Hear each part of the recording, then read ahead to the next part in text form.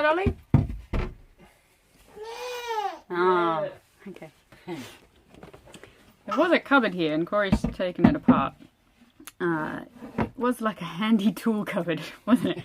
Here's all his handy tools now. Hooray! So it's going to be the new home for our brand new batteries, which we desperately need right now. Especially after our generator just broke. Blew the head gasket. It's awesome. Yay. Yeah, so Corey's literally just put in the... That's going to be the base, isn't it? The frame. Yeah, the frame. Yeah. What were we at, like 10.5? We were 10.3 volts this morning, which is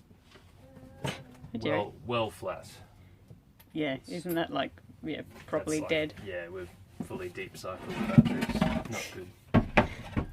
Because the generator's been broken and then it's been cloudy, so the solar hasn't been working very well. Yeah. Yeah, we desperately need some new batteries. So yeah, our water pump wasn't working earlier because we had literally no power. No power. All the lights were dimming every time I turned the lights on. Yeah. This will fix it. Yeah. But we need to, once you've put it in, we need to work out how much cable to get so we can actually hook it up.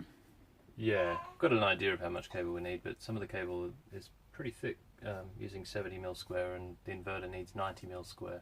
Yeah. So it's really expensive, so I don't want to buy more than we need. Yeah.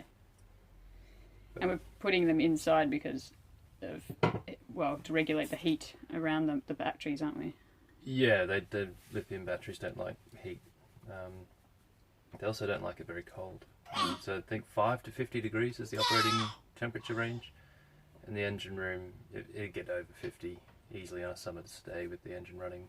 Yeah, which is where our batteries are at the moment. Yeah, and in winter it'd get colder than 5 as well. Yeah.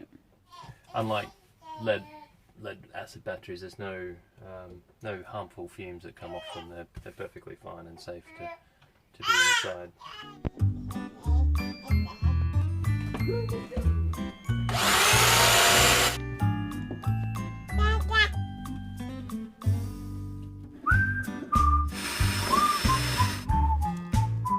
What are you doing?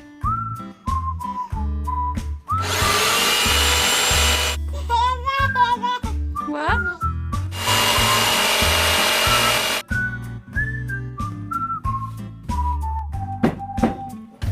Cheeky, where are you going?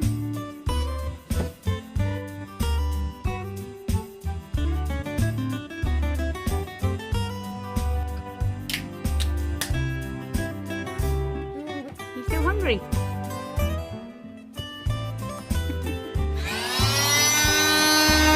Can you go for it?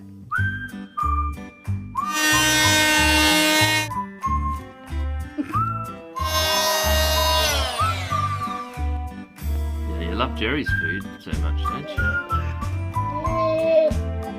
So let's just remind everyone, you're not hungry.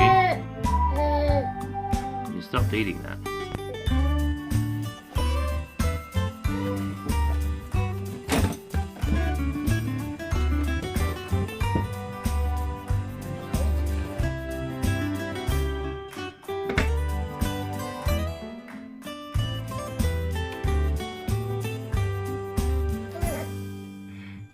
Alright, last battery into its final resting place, and all going well. We won't have to move them for 10 years at least.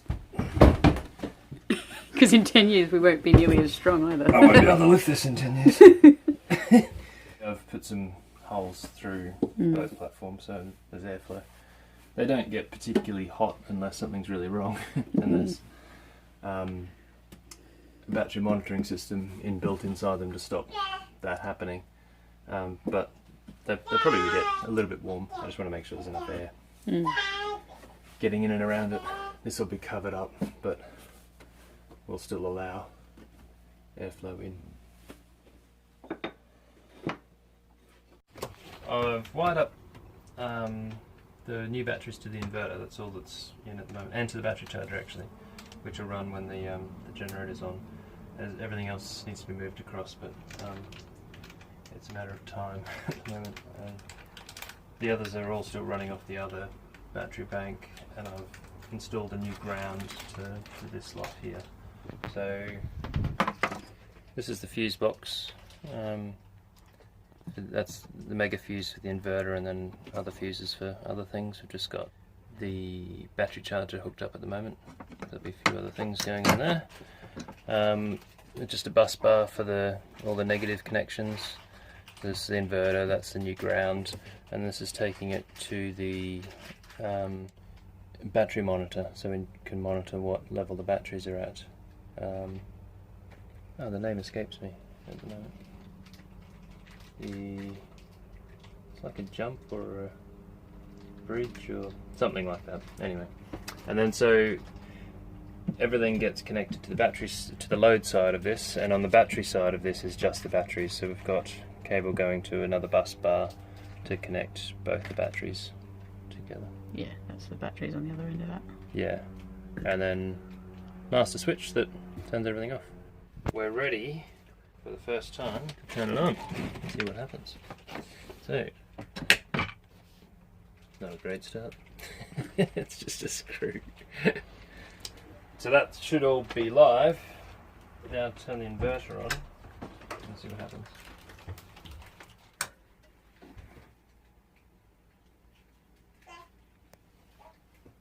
That's good. The inverter's now running off our new lithium-ion batteries. It's broken. The screw's not long enough. Always looking for a screw. Yeah. What do you think, Oliver? You like your little chair? And what do you think of Mum being a single? Yeah? You like it? We're on our way. Kingston for the Dutch Barge Rally. You're on your way for a nap. You just had a nice big lunch. Coming up to Kew, where we first started living on boats. Kew Bridge, we're about to go under.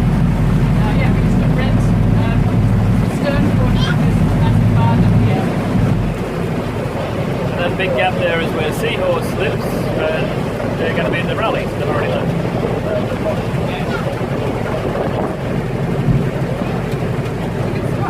There we go.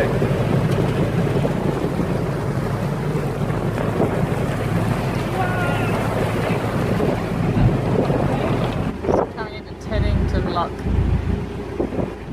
Just biding our time. There's these two boats moored up at the pontoon here. The lock's just opened up. Corey reckons we're going to get all three of us in the lock. Looking confident. Should we wait for the lockkeeper to give us a wave though? Yeah. Looks like he's waving them right down.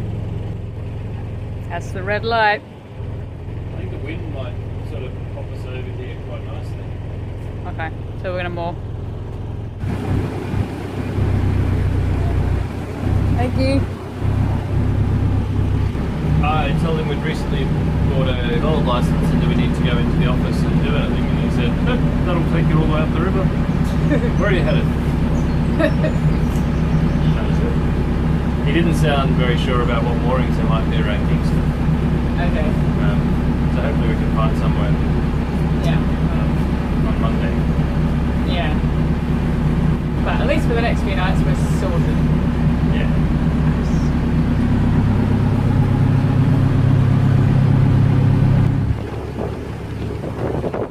We're just coming into Kingston now. Looking over to the radio channel. 72.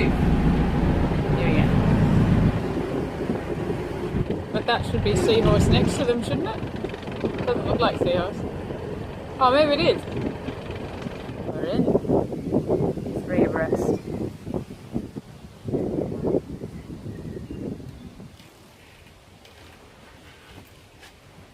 We made it. We did.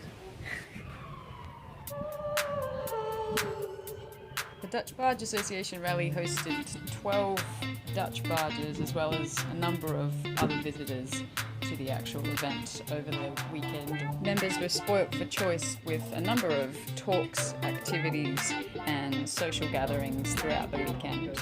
The weather also decided to turn it on and spoil us with some sunshine. Would you say you haven't done this since last summer? I haven't done this since last summer.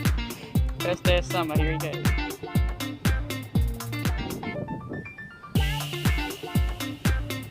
I think you just hit the tide.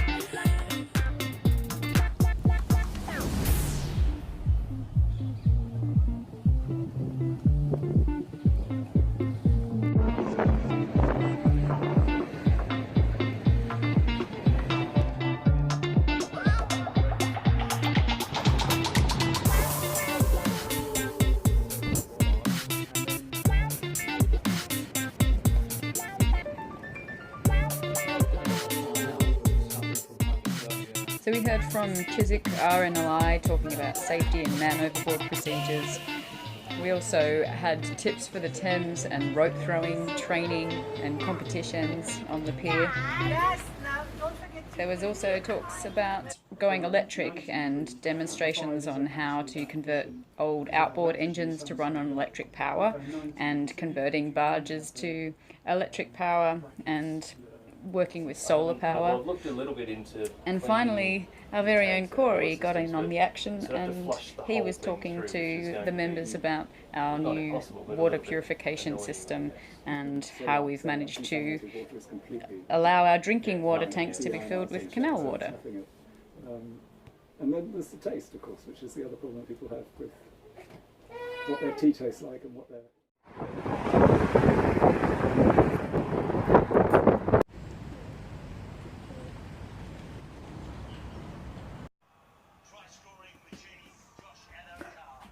Ollie's first state of origin.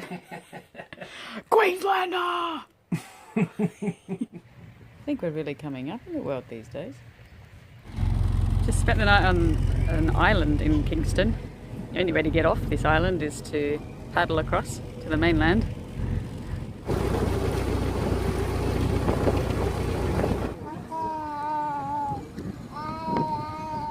So we've just been handed our first notice to remove our vessel from this spot. It's the first time we've had one of them, so it's a little bit alarming. There's no signs around. Kingston's a bit different from what we're used to. I tried to research extensively online. There's no information either way. We're used to 2-week moorings up in Hertfordshire, and they're free, you know. But down here, I guess no information means no mooring. I don't know. You know, a maximum of 5 nights that you can stay, and you usually have to pay sort of 8 or 5 if you're lucky, £5. But there's lots of 24-hour spots around Kingston, which are really easy to find. They're all really close together as well, so you can kind of hop from one spot to the other. Actually, one of them says move within 28 days, and the other one says within 7 days. There's always restrictions, sort of. You can't return within 48 hours, sometimes 72 hours to those free spots. I'm a little bit confused by that. So yeah, we've been hopping around a little bit over the weekend, but then during the week we try to find a spot where we can just stay for 5 days while Corey goes in and out to work every day. I've just sent him the message saying, we got our first notice, and I haven't heard back yet. So it's just luck of the draw really as to finding a spot. On a Monday night at probably 8 p.m. once little man's been fed and gone to bed, and yeah. Anyway, hopefully we can find a spot for tonight and all will be well. Thanks for tuning in to 5 Knots Cruising. If you enjoyed the video, please give it a like, as it really helps us to get our video out to more viewers. We'd love to hear your feedback, questions and ideas, so please drop us a line either on our Instagram page or YouTube channel.